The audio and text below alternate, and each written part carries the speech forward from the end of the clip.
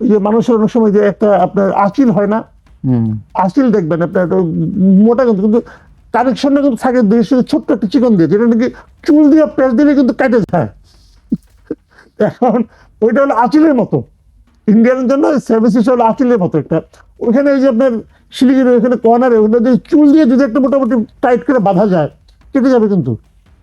এই ভয়টা তাদের সারাক্ষণ তারা করে ফিরে, এবং এটা কোনো দরকার ছিল না এরকম করার তাদের।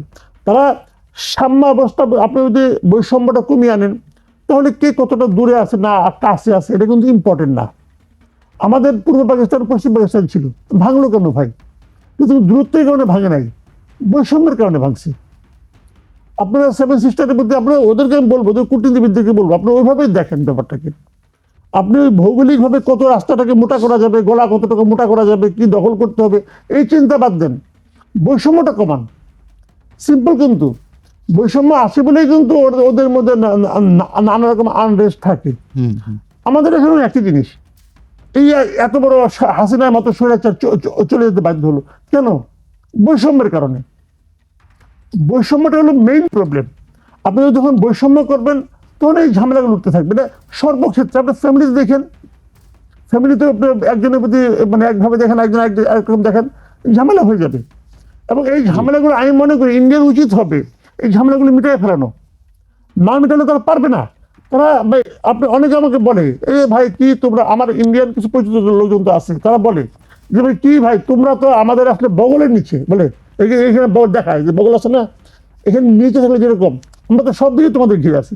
আমি বললাম হ্যাঁ আমরা তোমাদের বগলের নিচে, কিন্তু বগলের নিচে যদি তোমার একটা ফোড়া হয় তখন তুমি টের পাবা তোমার বগল কি জিনিস।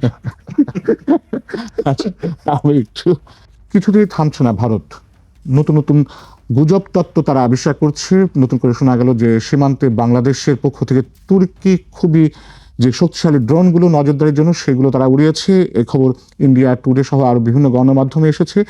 পাশাপাশি বাংলাদেশ ভাঙার জন্য নতুন নতুন তত্ত্ব আমাদের সামনে হাজির হচ্ছে। ভারতের যারা সাবেক সামরিক কর্মকর্তা তারাও নতুন নতুন তত্ত্ব আমাদের সামনে হাজির করছে। এর শেষ কোথায়? মাসুদ কামাল, আমরা রিউমার স্ক্যানারের একটি রিপোর্ট আমরা পেয়েছি, বিভিন্ন গণমাধ্যমে এসেছে। সেখানে বলা হয়েছে যে 49টি গণমাধ্যম ভারতের প্রথম সারির বিভিন্ন গণমাধ্যম সহ তারা নিয়মিত গুজব ছড়াচ্ছে, এবং সব কিছু তারা ফ্যাক্ট চেক করতে না পারলেও কিছু তথ্য তারা তুলে ধরেছে। আপনার প্রতিক্রিয়া? এটা তো চলছে, এটা তো আসলে 5 আগস্টের পর থেকেই চলছে, নানাভাবে চলছে। এবং এটা আপনি তো আপনি গণমাধ্যম বললেন, যেগুলো কি মেইন স্ট্রিম মিডিয়া আর কি, এর বাইরে সোশ্যাল মিডিয়াতেও চলছে। সোশ্যাল মিডিয়ায় দেখলাম একটা আপনার এই ধরনের এক মানে ওই ফ্যাক্ট চেকে কালকে দেখলাম যে চট্টগ্রামে নাকি কোথায় মেয়েদেরকে ধর্ষণ করে তারপরে মৃতদেহ ফেলে রাখা হয়েছে, শিশুদের, মেয়েদের। ওটা ফ্যাক্ট চেক করে বললো ওটা ভারতের একটা মানে আপনার বাস দুর্ঘটনায় যে নারী, পুরুষ এবং শিশুরা মারা গেছিল ওটার ছবি। একটা ছবি দেখলাম আপনার এরকম যে হিন্দুদের ধরে ধরে মারা হচ্ছে, ওটা তারা বললো ওটা নাকি শেরপুরে, আমাদের শেরপুরে কোন এক পীরের দরগায় ওখানে মারামারি হয়েছিল, ওই ছবিটা দিয়েছে।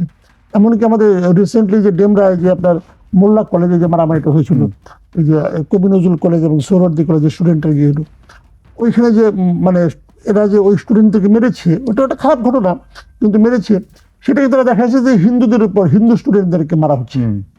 তো এখন ছবির তো যখন একটা মানুষকে মারতে দেখা যায়, যে মার খায় তার গায়ে তো লেখা থাকে না হিন্দু না মুসলমান, লেখা তো থাকে না, তো এখন বলে দিল হিন্দু। এমনকি চিন্ময় দাসের যিনি উকিল ছিলেন, বলা হলো সেই উকিলকে নাকি প্রথম বলা হলো যে ভদ্রলোক মারা গেছেন মিস্টার আলিফ, উনি নাকি চিন্ময় দাসের উকিল। এই ধরনের কিন্তু ওরা রিউমার ছড়িয়েছিল। পরে যখন দেখা গেল না উনি তার উকিল না, তখন আরেকজনকে রমেন বিশ্বাস না কারে নিয়ে আসলো, সে নাকি তার উকিল এবং সে হাসপাতালে আইসিইউতে পড়ে আছে। পরে দেখা গেল যে না, রমেন বিশ্বাস আহতই হয় না, সে মানে এই নামে কোনো নামই নাই আসলে, বেসিক্যালি ওনার উকিলের নাম অন্য একজন উকিল, তো উনি আহত হন না, সুস্থই আছেন। তো এই যে বিষয়গুলো করা হচ্ছে, দেখেন একটা কথা মাথায় রাখতে হবে, এগুলো তারা ইন্টেনশনালি করতেছে, এরকম মনে করার কোনো কারণ নাই, ওনারা বুঝে না বলে করতেছে। ইন্টেনশনটা কোথায় সেটা আপনাকে আগে বুঝতে হবে। ইন্টেনশনটা হলো দুটো ঘটনা এখানে কাজ করে। একটা ঘটনা হলো যে তাদের অনুগত একজন ভৃত্য এদেশের রাষ্ট্র ক্ষমতায় ছিলেন, কারণ আপনার বাসায় একজন, ধরেন আমি একটা উদাহরণ দেবো, আপনার বাসায় একজন খুব আপনার বিশ্বস্ত একজন ভৃত্য আছে, তাকালেই বুঝে যে স্যার চা চায়, আপনি চা চাইলে তার সে এক গ্লাস পানিও সে দেয়, একটা বিস্কুটও দেয়, আপনি তাকে ভালো লাগবে না? হঠাৎ করে একদিন দেখলেন আপনি ও আবার অন্যদের সঙ্গে খারাপ ব্যবহার করে, তাহলে আপনার সঙ্গে ভালো ব্যবহার করে, তো আপনার একদিন নাই, অন্যরা তাকে বাইরে থেকে বাইরে দিচ্ছে, যা তুই যা, তুই আমাদের দেখাশোনা করে ও একজনকে দেখোস, আপনার বাসায় ফিরে তার জন্য মন খারাপ হবে না আপনার? হবে তো। ওনাদের তাই হয়েছে, মন খারাপ হয়ে গেছে, কারণ ওনার অনুগত ভৃত্যটা নাই, ওনার তো মন খারাপ হবেই। এই অনুগত ভৃত্য কি করতে বলতো যে ইন্ডিয়া আমাদের কাছে যা চেয়েছে তার চেয়ে বেশি দিয়ে দিছি, ওই যে চায়ের সঙ্গে বিস্কুটও দিছি, তো এই জিনিস নাই রে ভাই, মন খারাপ হবে না? হবে তো। এখন সেটাকে তারা যদি পুনঃস্থাপন করতে চায়, চাইতেই পারে, তাদের এই চাওয়ায় আমি কোনো ভুল দেখি না, কিন্তু সমস্যা হলো কি ওনাদের ওদের বাস্তবতাটা বুঝতে হবে যে ওনাকে কোথায় পুনঃস্থাপন করবেন, এই দেশের মানুষ কি তাকে মেনে নেবে, এই একটা বিষয়। আরেকটা বিষয় হলো ওনাদের কিছু অভ্যন্তরীণ রাজনীতি আছে, অভ্যন্তরীণ রাজনীতি। এখানে বাংলাদেশের সঙ্গে মূল বর্ডার কিন্তু পশ্চিমবঙ্গের, এবং পশ্চিমবঙ্গে ভারতের কেন্দ্রে যে সরকারটা আছে বিজেপি, তাদের কিন্তু তেমন কোনো ফুটিং নাই, তারা এখানে খুব ভালোভাবে শক্তভাবে পা রাখতে পারে না, কিন্তু পারছেই না, পারছে না। এখানে এখানে অলরেডি ধরেন আপনার, আমি সহজ হিসেবে বলি আপনাকে, 27% ভোট হলো মুসলিম ভোট পশ্চিমবঙ্গে, আর যে 73% ভোট আছে এটা ভাগ হয় চারটে, কিছু নেই কংগ্রেস, কিছু নেই বামফ্রন্ট, কিছু নেই তৃণমূল, বাকিরা সে পায়, সে বেশি পায়, কিন্তু কেবল ওইটুকু ভোট দিয়ে তার পক্ষে তো জয় সম্ভব না। এখন যদি সে পুরো হিন্দু ভোটটা তার পক্ষে নিতে পারে, তাহলে তার পক্ষে এখানে কিছুটা করা সম্ভব। এখন পশ্চিমবঙ্গের পুরো হিন্দু ভোটটা বিজেপি নিজের পকেটে নেওয়ার জন্য, সে যদি আমাদের এখানে আমাদের যে পূর্বাঞ্চল যেটা আছে, মানে বাংলাদেশের যে অংশটা, বাংলাদেশে যারা হিন্দু আছে, যদি এদের উপর নানা ধরনের অত্যাচার হচ্ছে বলে একটা গুজব সে পশ্চিমবঙ্গের মানুষকে বিশ্বাস করাতে পারে, তাহলে কিন্তু ওদের মধ্যে একটা ধারণা হতে পারে, একটা মানে মনোভাব তৈরি হতে পারে যে আমাদের ঐক্যবদ্ধ ভাব হতে হবে। এই প্ল্যানিংটা তার এখানে কিন্তু অভ্যন্তরীণ রাজনীতি, তারা একসঙ্গে এক ঢিলে দুই পাখি মারার চেষ্টা করতেছে। বাট এক্ষেত্রে সবচেয়ে বড় সমস্যাটা জানেন, আমাদের দেশের রাজনৈতিক দলগুলো, আমাদের সরকার, আমি মনে করি এখন পর্যন্ত যে সমস্ত ভূমিকা রেখেছেন, গুড, আমি এগুলোতে হ্যাপি। এটা প্রথমত প্রয়োজন ছিল সারা দুনিয়াকে দেখানো যে তার এই সমস্ত অপপ্রচারের বিরুদ্ধে আমরা ঐক্যবদ্ধ, এবং ওনারা এটা মানে খুবই ভালোভাবে তিনটা মিটিং করলেন, তো আমি এটাকে খুব একটা পজিটিভ হিসেবে মনে করি, ইন্ডিকেশন হিসেবে মনে করি। কিন্তু পাশাপাশি আরেকটা কথা হলো যে আমাদের এখানে কিন্তু আপনি আওয়ামী লীগের লিডারদেরকে বিতাড়িত করতে পেরেছেন, কিন্তু আওয়ামী লীগ তো রয়ে গেছে, আওয়ামী লীগের বিপুল সংখ্যক মানে সমর্থক কর্মী এরা কিন্তু দেশে আছে, এবং এরা এই দেশের নাগরিক।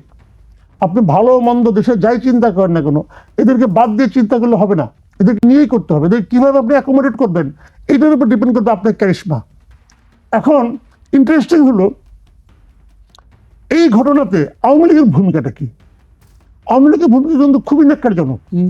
তাদের সাফাই গাইছে আওয়ামী লীগের ন্যাক্কারজনক এই কারণে, আওয়ামী লীগ যে কথাগুলি বলতেছে, যে আওয়ামী লীগের যে ওয়েবসাইটে যান আপনি, আবার শেখ হাসিনাও দেখলাম নাকি ইন্ডিয়াতে কিছু প্রেসের সঙ্গে মানে বলছেন, ওরা কিন্তু ইন্ডিয়ার ওই মিডিয়াগুলো যে কথাগুলি বলছে তারই প্রতিধ্বনি ওনার মুখে উচ্চারিত হচ্ছে। এটা এত ভয়ঙ্কর একটা, আমি বুঝতে পারি না পৃথিবীতে কোথাও এরকম আছে কিনা আমি জানি না, যে নিজের দেশের জনগণের বিরুদ্ধে কেউ মানে যুদ্ধ ঘোষণা করতে পারে। একটা কথা ভাবেন, উনি বলতেছেন আমাদের এখানে গণহত্যা হচ্ছে, হিন্দু নিধন হচ্ছে, কোথায় হচ্ছে? কোথায় হচ্ছে? এই দেশে তো হচ্ছে। এই দেশে কি তার লোকগুলি নাই? তার লোকগুলি দেখছে না তার প্রতিবেশীকে কেউ মারতেছে কেউ? তাহলে কেন তারা এগুলো বলতেছে? মাঝখানে আসামের একটা টিভিতে আমি নিজে দেখলাম, ওরা এখানে লিখেছে ঢাকা শহর হিন্দুদের মৃতদেহে ভরে গেছে। তো এটা দেখে তো আমি খামোশ, তাহলে আমি কোথায় আছি? আমি ঢাকা শহরে তো আমিও থাকি, ও আসাম থেকে দেখে পারলো যে হিন্দু মৃতদেহে ঢাকা শহর থেকে ভরে গেছে। তো এই ধরনের আজগুবি কথাবার্তা বলতেছে, এবং সেখানে আওয়ামী লীগের এক ধরনের সমর্থন দেখছি আমি খুবই হতাশ। আমার কাছে মাঝে মাঝে মনে হয়েছিল যে আমরা হয়তো ঐক্যবদ্ধ জাতির দিকে যাবো, কিন্তু এখন সেই আশাটা রাখি না। ছাত্র সমাজকেও কি ঐক্যবদ্ধ করা গেছে? সেখানে বৈষম্যবিরোধী ছাত্র আন্দোলনের কিছু সমন্বয়ক বা জাতীয় নাগরিক, আমি মনে করি ছাত্রদের মধ্যে, ছাত্র সমাজের মধ্যে বৈষম্যবিরোধী ছাত্র আন্দোলনের অতটা প্রভাব এখন আর নাই, এটা আমার ধারণা। কিন্তু তাদেরকে তো ডাকা হলো ছাত্র দল বা অন্যান্য ছাত্র সংগঠন। এই জন্য তো বললাম, এই জন্য সরকার মনে করতেছে যে বৈষম্যবিরোধী ছাত্র আন্দোলনের যে কয়েকটা হাতে গোনা কয়েকটা লিডার আছে, এরাই বোধহয় সবকিছু। সরকার এখানে একটা ব্লান্ডার করতেছে। এবং এরা ছাত্রদের নেতৃত্বে নাই এখন আর। এই যে আমি প্রথমে বলছিলাম যে নতুন নতুন তত্ত্ব, নতুন নতুন নকশা আমাদের সামনে আসছে, তার মানে কি তারা বিশাল কোনো এজেন্ডা নিয়ে আগাচ্ছে? শুনেন, এটা হতে পারে বিশাল এজেন্ডা নিয়ে তারা আগে অগ্রসর হবে কি হবে না, এটা তাদের ব্যাপার, তাদের মানসিক স্থিতির উপর নির্ভর করে। মানুষ তো অনেক কিছুই করতে পারে, পাগলও অনেক কিছু করতে পারে, সুস্থ লোক অনেক কিছু করতে পারে। তো সেটা নিয়ে আমি তাদের মানে মানসিক অবস্থা নিয়ে আলোচনা করতে চাচ্ছি না, বাট এটার বাস্তবতা নিয়ে আলোচনা করতে চাই। পৃথিবীতে এমন দেখা যায় না ভাই যে দেশের মানুষ একদিকে থাকে, মানুষের সম্পূর্ণ মতের বিরুদ্ধে যায় কেউ সেটাকে দখল করে থাকতে পারে অথবা দখল করার কথা চিন্তা করতে পারে, এটা হয় না। কিন্তু আফগানিস্তানের মতো একটা দেশ, আফগানিস্তানের তার সবচেয়ে বড় প্রমাণ। আফগানিস্তানের একটা দেশ, সেটা সামরিক বাহিনী কি আছে, তাদের কিছুই তো নেই। সোভিয়েত ইউনিয়নও পারে নাই, তখন তো ঐক্যবদ্ধ ছিল তারা, এত বড় সুপার পাওয়ার পারে নাই তো। আমেরিকাও পারে নাই। সোভিয়েত ইউনিয়ন এখানে আসছিল, বেশ কয়েকজন শাসক তাদের ছিল, তো তারা তো পারে নাই। আমেরিকাও আসছিল, তারাও পারে নাই। এটা হয় না, যদি মানুষ তাদের পক্ষে না থাকে তাহলে বাইরে থেকে আসলে হয় না। এখন ওনারা প্ল্যান করেছেন এই ম্যাপ, আমি এরকম একটা এই ম্যাপটা নিয়ে একটা টেলিভিশনের ইয়ে দেখছি, একটা অনুষ্ঠানও দেখছি। সেই অনুষ্ঠানে তারা ম্যাপটাকে দেখাইছে, ইন্ডিয়ার একটা টিভিতে। ম্যাপটা হলো আপনার সরাসরি 3টা বিভাগ আমাদের, আমাদের দিনাজপুর, রংপুর, তারপরে আপনার খুলনা এবং আপনার ওই পুরো আপনার ওই শিলিগুড়ির ওই যে নেকটা যেটা আছে, চিকেন নেকটা, ওইটা সহ তারা রাজশাহী, রংপুর এবং খুলনা, এই 3টা বিভাগকেই তারা মানে বলতেছে, তারা একটা নামও দিয়ে দিচ্ছে। ওটা নাম দিয়েছে তারা, এটা হলো বাংলাদেশ, আর হলো হিন্দু দেশ, হিন্দু দেশ। এবং তারা একটা ফ্ল্যাগও বানিয়েছে। এটা ফ্ল্যাগটা হলো আমরা ভারতের মানে অনুকরণে ফ্ল্যাগটা ওরকমই, 3টা স্ট্রাইপ, মাঝখানে ওদের যে অশোক স্তম্ভের যে ছবিটা আছে ভারতের, ওটার মধ্যে অশোক স্তম্ভের মতো একটা গোল আছে, ভেতরে একটা ত্রিশূল লাগানো। তো আমি না এগুলোকে পাগলামি মনে করি। পাগলামিটা কেন আমি বলি আপনাকে, নাম দিল হিন্দু দেশ। আমাদের কাছে পাগলামি হতে পারে, কিন্তু তারা তো খুব সিরিয়াসলি, এটা তাদের জন্য পাগলামি। আমি বলি আপনাকে, এটা হলো হিন্দু দেশ। মানে ওরা বলতেছে তার মানে এটা একটা আলাদা দেশ বানাবে তারা। যদি আলাদা দেশ হয় তাহলে ওই হিন্দু দেশের হিন্দুর সংখ্যা কি পশ্চিমবঙ্গের হিন্দুর সংখ্যার চেয়ে বেশি হবে? হবে না তো। পশ্চিমবঙ্গে সেখানে যোগ হবে? কি বলতে চায় তারা? তারা মূলত তাদের মূল সমস্যাটা, ইন্ডিয়ার মাথা ব্যথার মূল সমস্যাটা, সেটা অনেক আগের থেকেই, 47-এর পর থেকে ওদের মূল সমস্যাটা হলো ওই শিলিগুড়ির যে চিকেন নেকটা।